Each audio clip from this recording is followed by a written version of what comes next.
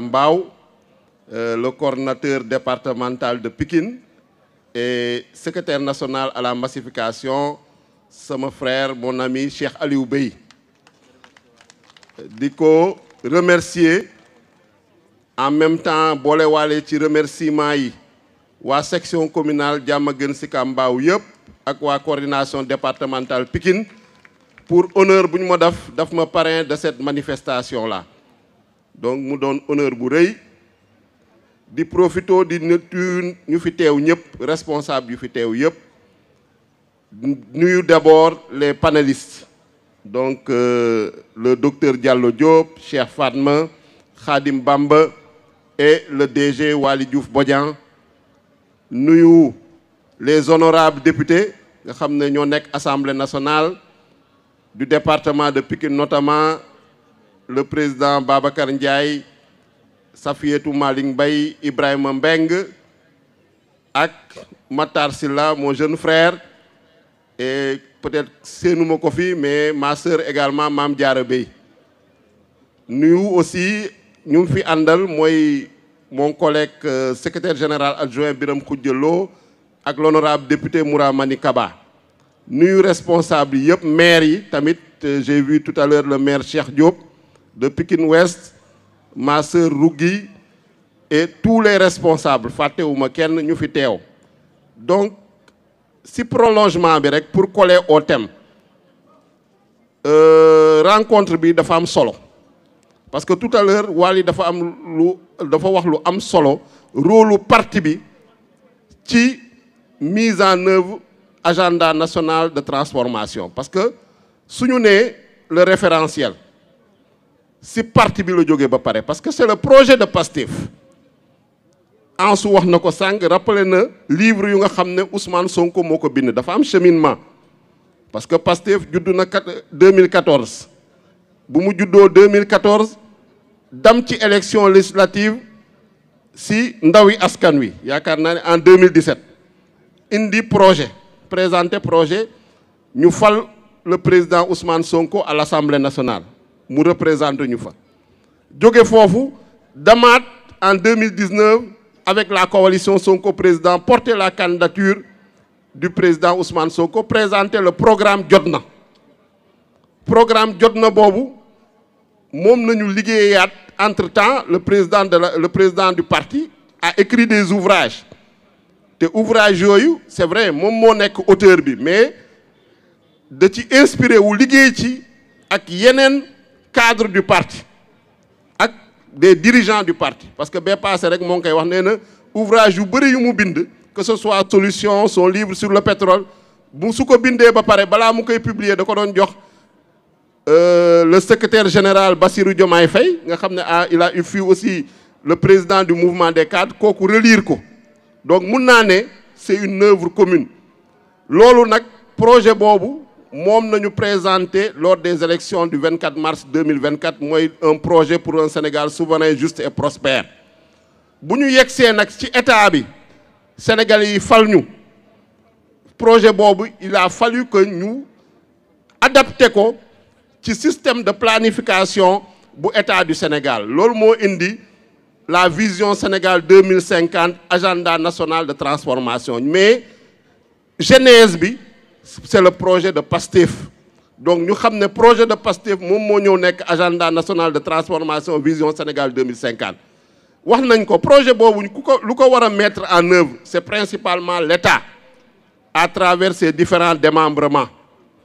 mooy l'État central président de la République l'Assemblée nationale le gouvernement du Premier ministre Ousmane Sonko les différentes sociétés nationales l'administration les autorités administratives et ainsi tamit les collectivités territoriales mooy les communes les départements les villes mais également il y a la part du secteur privé ñoom tam am nañ ci seen wàll la société civile am nañ ci seen wàll mais lu ci ëpp solo amul benn projet politique benn projet de société boo xam ne dañ koy mettre en œuvre sans une mobilisation du peuple sans une participation populaire parce que il faut que projet boobu nit ñi comprendre ko projet boobu nit ñi porter ko approprier wu ko pour mu mun a dox mais su fekkee ne dañ ko bàyyil état bi rek du sotti parce que du am liaison avec le peuple parce que lépp loo gis peuple bi moo nekk au début et à la fin su fekkee un projet de société le projet politique la moo tax parti bi nag foofu la amee solo parti bi dafa war a jouer un rôle décisif majeur dans la mise en œuvre du projet en quoi faisant par la mobilisation populaire parce que parti bi moom moo am capacité de mobilisation populaire comprendre projet bi expliquer ko population sensibiliser population ba projet bi mun a sotti je pense que c'est ça le principal rôle la fonction du parti dans la mise en œuvre du projet de transformation systémique moo tax li ñuy def nii tey am solo parce que rappelé nañ ko suñu réunion du bureau politique 28 janvier bureau politique bu ñu mujjee def dimanche dernier le 11 mai l'animation du parti te animation du parti ñu koy doxal mooy les structures du parti structure bu jiitu mooy les cellules bu ci topp mooy la section communale donc tey section communale Diamaguène Sicap Mbao yaakaar naa ni lu parti bi soxla à travers les instructions du bureau politique les directives du bureau politique présidé par le président du parti Ousmane Sonko yéen a ngi koy doxal parce que vous êtes dans l'animation am beneen aspect bu am solo également daf nañ ko ci communiqué bureau politique bi bu 28 janvier ak bu 11 mai mooy la formation te rencontre bi dafa concilier animation et formation donc yéen a ngi ci ñaar yooyu di leen féliciter di leen encourager ci initiative bi wax nañ ko parti bi dafa soxla animation parti bi dafa soxla communication parti bi dafa soxla formation parce que in fine moom mooy permettre projet bi mun a dox projet bi mun a sotti parce que projet bi su ko nit ñi comprendrewul du sotti kenn du ko mën a mettre en œuvre donc fonction boobu yéen a ngi koy remplir vraiment ñoo ngi leen di ci féliciter ñoo ngi leen di ci encourager au nom du président du parti Ousmane Sonko et de tous les membres du bureau politique tey soo xoolee maa ngi tàmbalee man sama journée à Thiès pour parler d'animation parce que lu tax ma kontaan mooy ni pratiquement structure tous les types de structures du parti gis naa ni ñoo ngi yëngu d'abord le secrétariat général parce que dama dem ci benn événement bu am solo mooy le secrétariat national aux opérations électorales SENOP tey dañ doon tenir une réunion pour réfléchir sur la contribution du parti au dialogue national sur le système politique nga xam ne le président Bassirou Diomaye Faye moom la woote le 28 mai te parti bi war fa teew comme tous les autres partis pour joxe contribution joxe xalaatam pour le renforcement de la démocratie donc tous les 46 chargés des élections des 46 départements du Sénégal ñoo ngi teew Thiès tey di réfléchir pour joxe seen contribution avec le secrétariat national aux opérations électorales loolu di doon lu am solo ñu jóge foofu dem au niveau du CICES fekk fa le mouvement national des enseignants patriotes de Dakar ñuy xalaat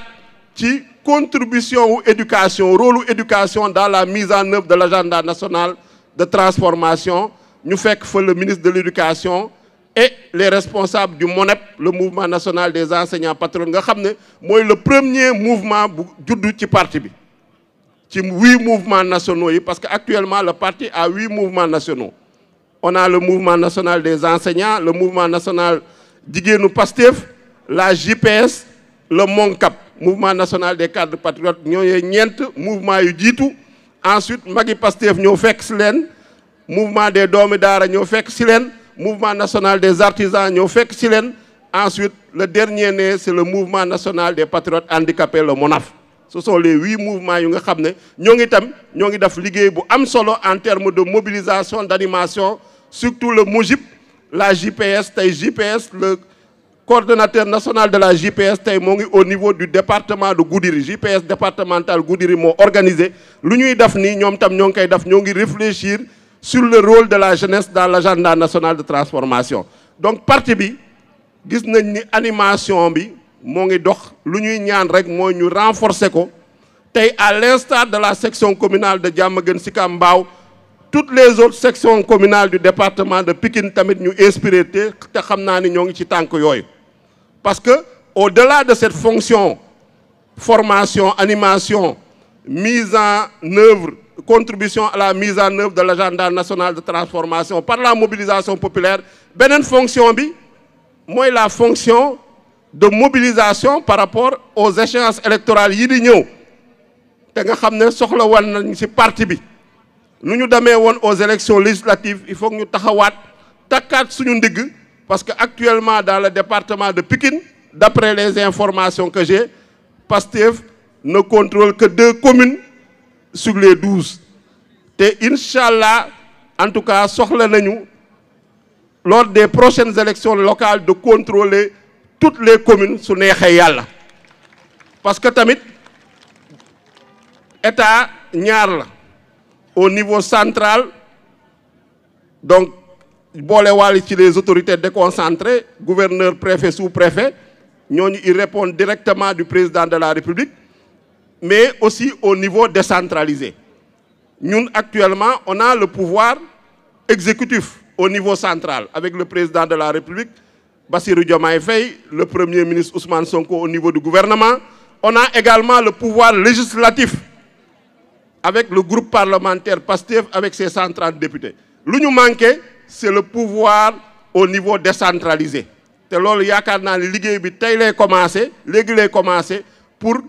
Inch'Allah avec les résultats probants que ce gouvernement-là va faire en 2027 su neexee yàlla ñu mën a remporter toutes les communes toutes les villes et tous les départements donc je pense que loolu mooy objectif bi di rafetlu vraiment ndaje bi di leen remercier vraiment ci seen mobilisation si également parce que gis nañ ni Pastef tamit day apporter la rupture parce que tey mënoon nañ fi ñëw daf mbumbaay daf du bruit affaire yu xumb ñu nit ñi tas kenn du fi jëlee dara loo xam ne dina jëriñ askan wi mais tey nu ma gisee ndaje bi képp ku fi ñëw soo delloo sa kër di nga am loo fiy jëlee nga mun a porter ce message là à tes proches à tes parents à ta famille à tes amis à tes voisins pour que Inch'Allah objectif yu ñu fixé wu en 2029 yu ñu fixé wu en 2050 ñu mun ko atteindre donc loolu laa doon wax en tant que secrétaire général du parti je suis très fier de la section communale de Diamaguène Sicap Mbao di leen féliciter encore je suis très fier des militants du département de Pikine je suis très fier vraiment du coordinateur départemental Cheikh Aliou Bey nga xam ne qui est en même temps le coordinateur communal nga xam ne moom moo initié moom moo piloté événement bi di leen remercier yéen ñëpp jërëjëf merci beaucoup. Merci beaucoup secrétaire général Ayib Daffé gannaaw bi secrétaire bi waxee ñu dugg ci intervention yi nga xam ni ñu ngi ci xaar intervention Cheikh Sadibou Seck di secrétaire général de Pastef dans le département de Pikine mu nekk un bâtisseur un rassembleur